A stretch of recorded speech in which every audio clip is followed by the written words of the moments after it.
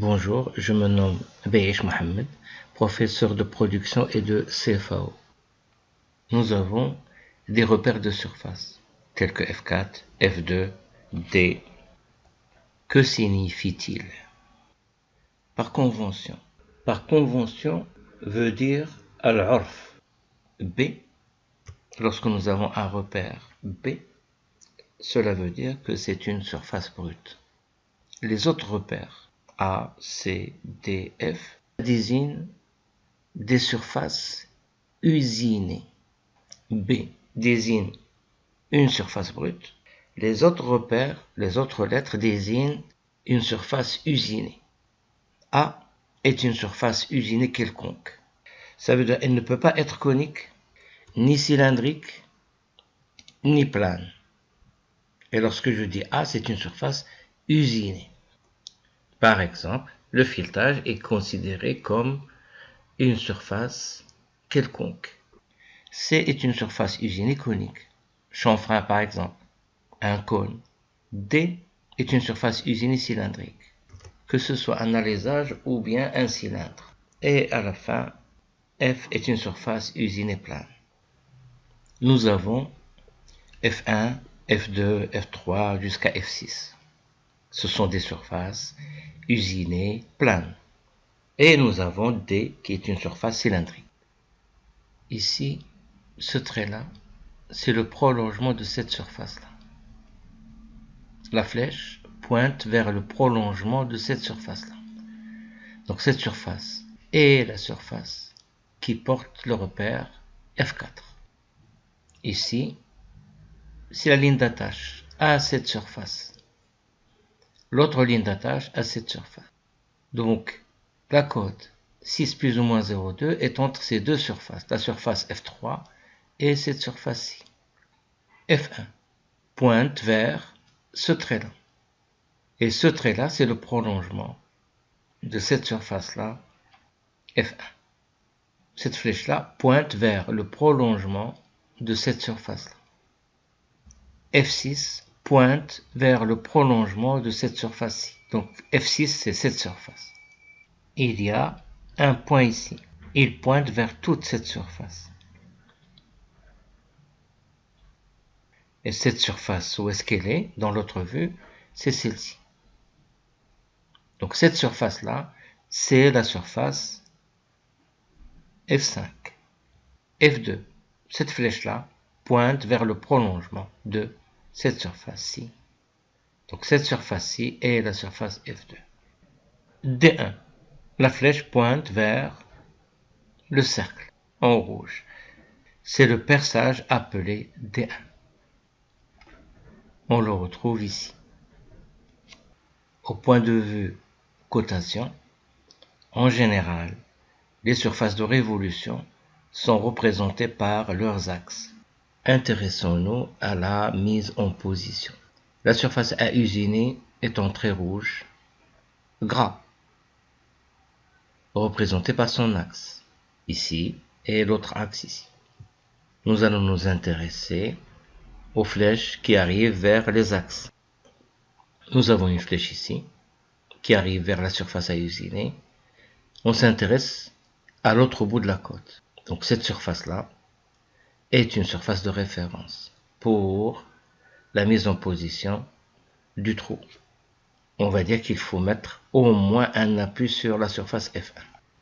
Si on garde l'appui sur la surface F1, il y a création d'une côte fabriquée entre la surface F1 et l'axe du perçage. Cette extrémité de la côte pointe vers un axe du perçage. Je m'intéresse à l'autre extrémité de cette côte. Elle va vers la surface F2. Elle est déjà réalisée, donc ça nécessite au moins un appui sur la surface F2. Nous avons ici deux plans. L'un des plans représente le début de déplacement. L'autre représente la fin de la course de cet outil, la forêt. Le forêt, il va se déplacer de ce plan jusqu'à celui-ci.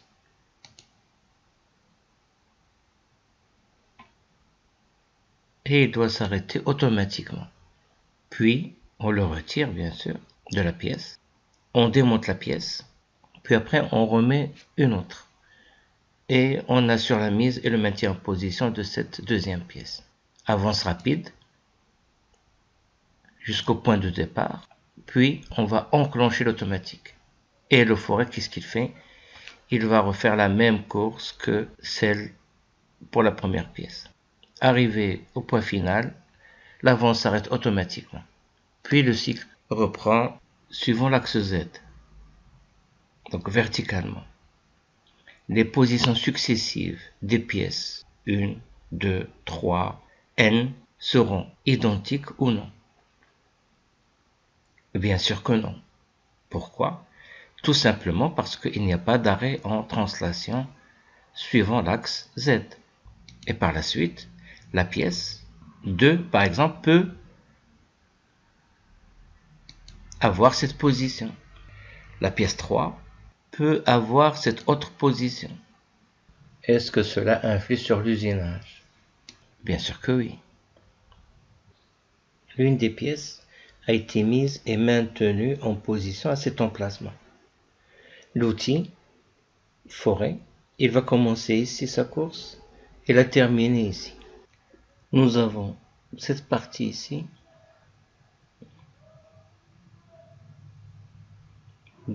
du perçage, bien sûr, celle-ci aussi, n'ont pas été usinées. Donc le trou n'est pas entièrement fini. C'est quoi qui nous a conduit à cette situation? C'est la non-suppression de la translation suivant l'axe Z. Il y a un appui ici. Donc quand on va monter la pièce, l'ouvrier va pousser la pièce jusqu'à cette position. La pièce ne peut plus aller plus loin verticalement suivant l'axe Z.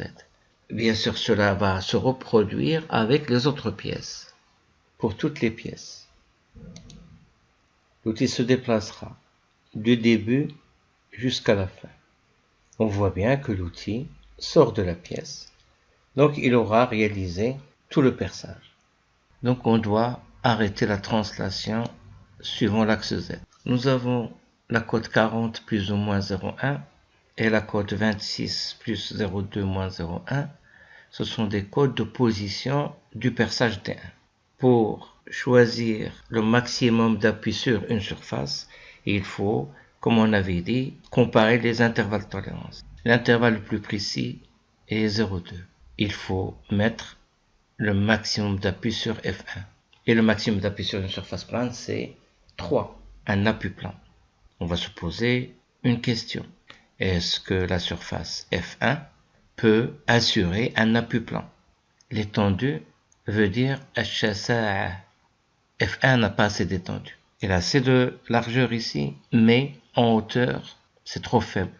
Et par la suite, je me rabats sur l'appui linéaire.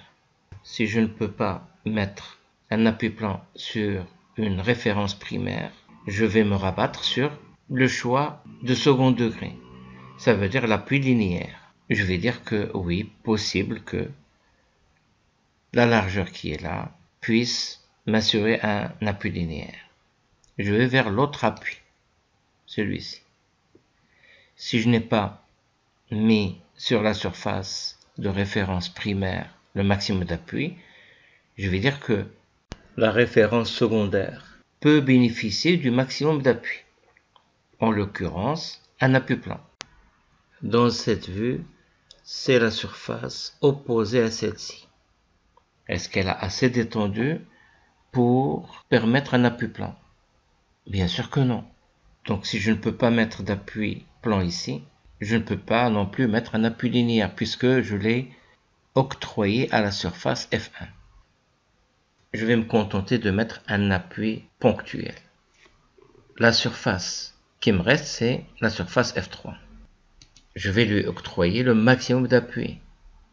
Et je vais me reposer la même question que pour les précédentes.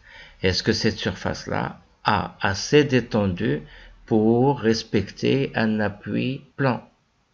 F3 c'est celle-ci, F3, c'est tout ça. C'est toute cette partie-là. Bien sûr, la surface parallèle à celle-ci. Oui, je vois bien qu'elle a assez d'étendue pour permettre un appui plan.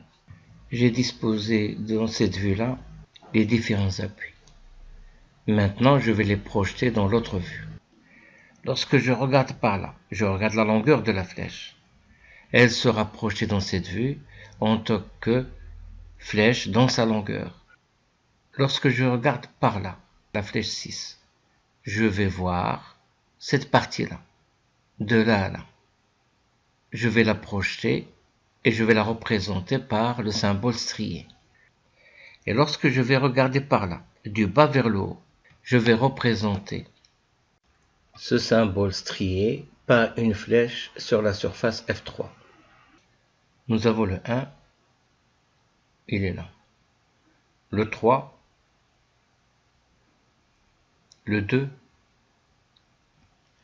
le 6 et ainsi de suite. Pour les deux ici, lorsque je regarde par là, 5 cache 4. Donc nous avons deux appuis. On va mettre une seule flèche et 4 et 5. Maintenant, on va s'intéresser au degré de liberté supprimé. Pour s'acquitter de cette tâche, nous avions dit qu'il était préférable de commencer par la suppression des translations. Tx. Si je pousse la pièce de droite vers la gauche, ou bien 4, ou bien 5 va s'opposer à ce mouvement de translation. Je choisis par exemple 4. Je me dis que 4 va supprimer la translation sur X. Y. Lorsque la pièce va translater du bas vers le haut, il y a 6 qui va s'opposer à cette translation. Donc 6 supprime la translation sur Y. La translation sur Z.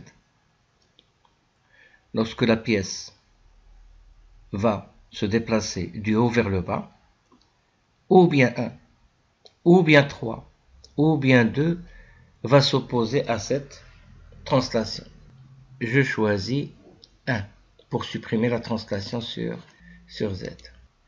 Ça a été plutôt facile à remplir pour les translations. Occupons-nous maintenant des rotations. Commençons par les rotations les plus faciles.